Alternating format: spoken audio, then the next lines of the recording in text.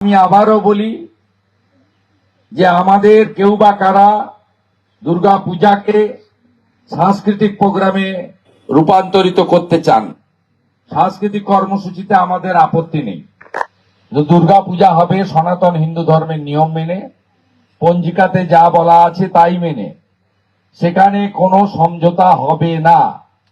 এবং মায়ের শক্তি মা দেখিয়েছেন, পিতৃপক্ষে কাঁচি নিয়ে বেরিয়ে জোর করে 1,10,000 টাকা দিয়ে পুলিশকে নামিয়ে ফিতা কাটার ফল মা দেখিয়েছেন কলকাতার উপরে।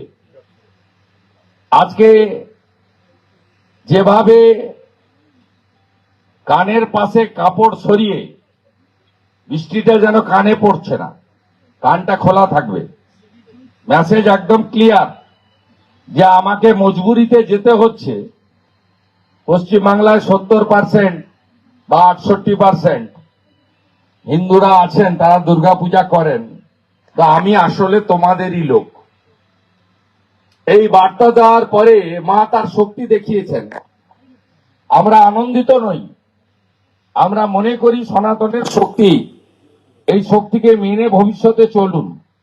নিজের ইচ্ছা মতো পঞ্জিকা তৈরি করবেন না, শাস্ত্রের অপব্যাখ্যা করবেন না, হিন্দু ধর্মকে গন্ধা ধর্ম বলবেন না, মহাকুম্ভকে মৃত্যুকুম্ভ বলবেন না।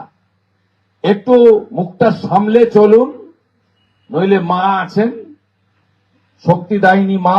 সজল আজকে বলছিল একটা কোন পোর্টালে যে মা অনেক অসুরকে বধ করেছেন আর একটা অসুরকেই খোঁচা দিচ্ছেন। আমরা চাই এই বাংলার পাড়ায় পাড়ায় যে পরেশ পালেদের মতো ওষুধ তৈরি হয়েছে, মা যেন সেটাকে ধ্বংস করেন, সে শক্তি যেন আমাদের দেন।